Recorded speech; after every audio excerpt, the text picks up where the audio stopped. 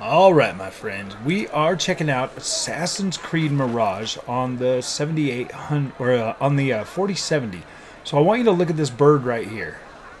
As it kind of flies by, I'm just going to leave the camera right here, and then it flies out of the thing. Now, I want you to watch this. If I go over back to options, and we go back down here to DLSS, and we apply that, and we're going to get back out, and we're going to watch that same bird. Okay, where's the bird at? It should be flying around here somewhere still. It doesn't go anywhere.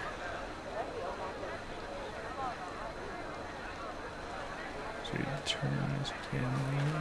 Where'd he go? Alright, there he is. Okay, now we're going to watch him. See as he starts to streak across the screen with DLSS? That's kind of weird. But we were just looking at it with FSR2. But now that we are back on DLSS, it starts to fade apart. That was just weird. I was just, because I was running around on here with DLSS and I was checking that out and I was like, wait a minute. But the main reason why I pulled you here was to show you, like, this is the new Mirage. Running at 4K on this card. Yes, we are using DLSS, but we are pretty much at a 60 FPS experience. So I do feel like that is pretty commendable for this card. Seeing, you know, that it does only have the one 8-pin power supply with that. That's actually fairly good. Like, this is playable. This is 100% playable. So I can do that. DLSS on this one here actually looks pretty decent. Does give it a nice sharper look. Looks a little bit cleaner than what you would get with your normal with FSR, or, you know, it just has that nicer, cleaner look to it. So it looks pretty decent. I like that. I like that on this one.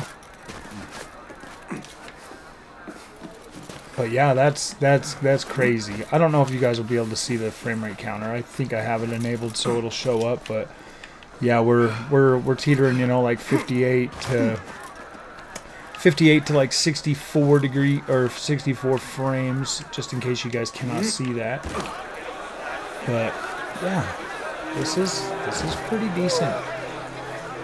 We're definitely a little bit, I mean, we're definitely higher on this game on the AMD platform, on the 7800 XT. But I mean, pure rasterization, that one is pretty nice. I've adjusted, like, my colors and stuff. I have this I have DSLR enabled so that I can run it at 4K and downsample to 1440p. Looks very, very nice.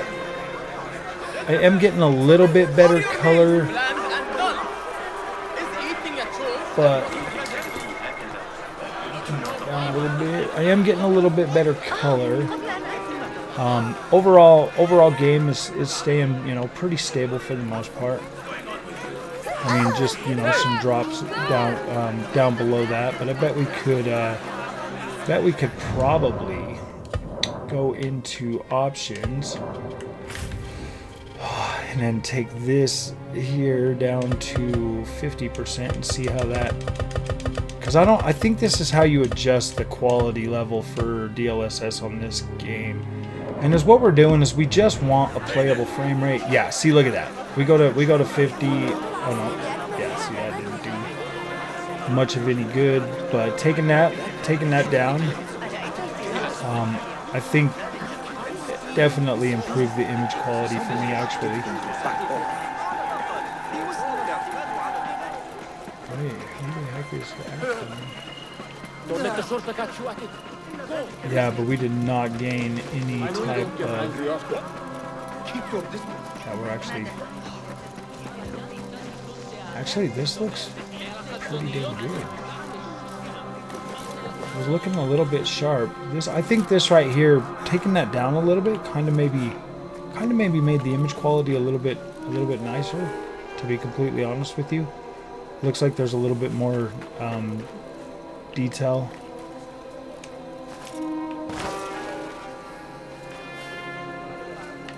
gosh, that just looks incredible. If you sit right here and you look out across there, that looks so nice.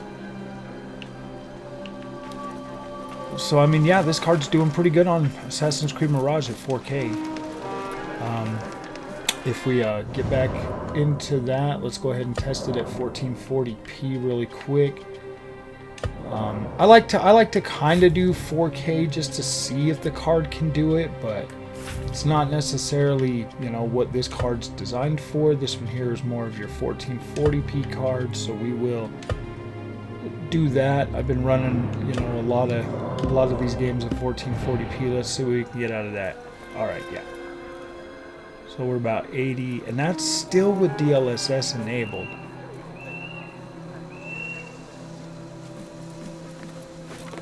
So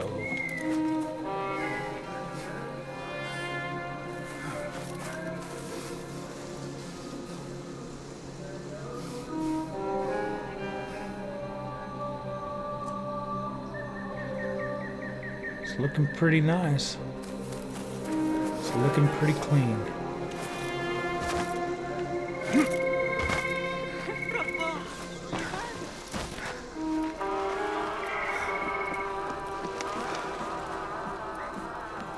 Very, very nice.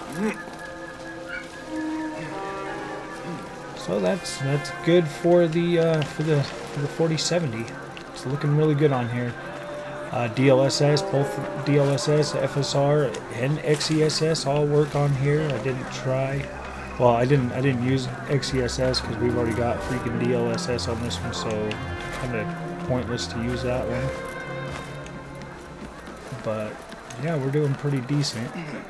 But let's go ahead and just for reference, let's go ahead and kick off the DLSS. Let's go ahead and just put that on regular TAA. Save it and get back into the game. Actually, I think we're getting a higher frame rate with TAA. That's incredible. Oh goodness.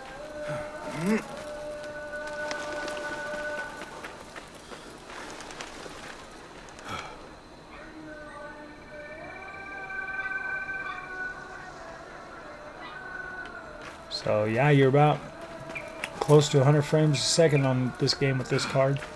That is easily playable. Easily playable. Anything over 60 actually is pretty good. Up to 60 is good, and then over 60 is also pretty good. I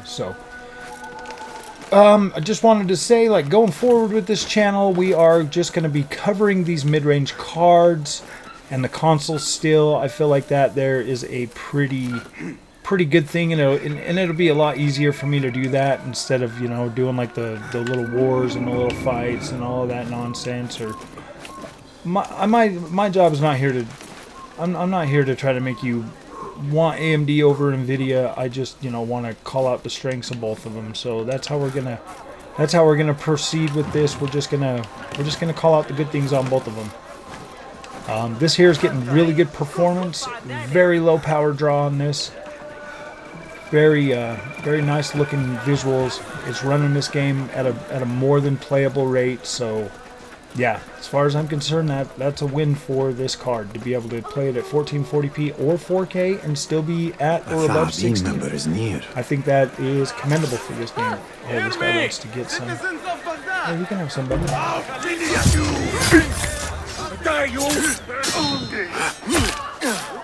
Another piece of shard. candy. I think I got a piece of candy out of that guy. Let's get out of here. Ooh, piece of candy. Right up here. Dang, now I gotta go find some of those little posters. I think there's one right here. The things that pass for art these days. See if we can find another one. Gently, I am no Yeah, threat. there's one right here somewhere. عظيم مجنون عنيف Freaking just. Okay, so it says it's like right there. Oh yeah, these guys are looking at it right here. Best keep to the shadows. I'm making pictures of them everywhere. Okay, yeah. So, yeah, that's pretty much the way we're going to do it. We're going to cover it. The whole point of doing this is to see you know, at the end of the generation, you know, which card is more likely to be upgraded at that point, and then we're just gonna stick with the mid-range cards. Next generation too, I'll buy both mid-range cards, and we will just start covering those. That way I can buy 2 cards for $1,000 and be happy. And still be able to make content. So that's pretty much the way forward for the channel. That's what I've decided to do. I've talked to a few people in the community, and they feel like that's a good idea too. That way I'm not creating any kind of console or any kind of PC war in this space. We're just covering the things and being positive, you know, about everything. You guys already know how I feel about Nvidia. I do kind of feel like, I mean, it's well known that obviously they price things a bit too high. So I think mid-range, if we can find a common ground with mid-range and get some good longevity out of these cards, I think that'd be good. And I do think that the 12 gigs of VRAM for this is actually doing pretty decently. So yeah. Alright, my friends, thank you guys for watching today, and we'll see you guys in the next one.